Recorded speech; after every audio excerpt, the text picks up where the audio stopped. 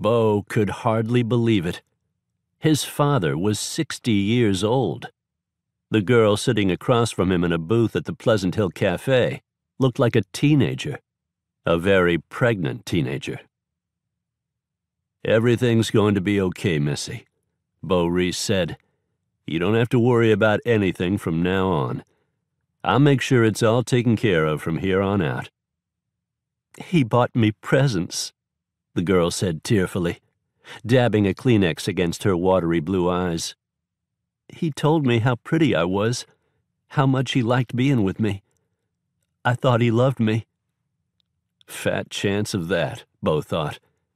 His dad had never loved anyone but himself. True, his father, still a handsome man, stayed in shape and looked 20 years younger. Didn't make the situation any better. "How old are you, Missy?" 19. At least she was over the age of consent. That was something, not much. Her hand shook as she toyed with a long strand of pale blonde hair. Though her belly was enormous, the rest of her was a little too thin for someone 8.5 months along, probably from so much worry. Beau turned his attention to the woman sitting next to her daughter on the opposite side of the booth, Josie Kessler, the owner of the cafe.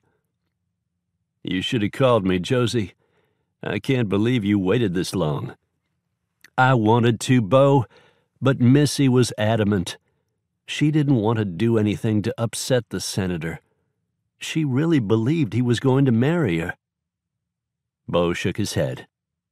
"You know him, Josie. You've known him for years. Did you really believe that was going to happen?" An older, blonde version of her daughter, Josie sighed. "I never believed it.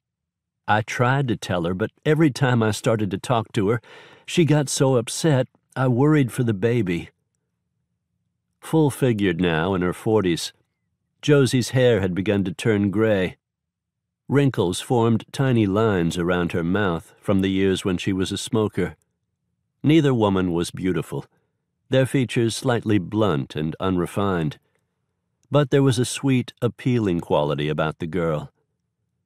Beau shoved a hand through his wavy black hair and took a steadying breath.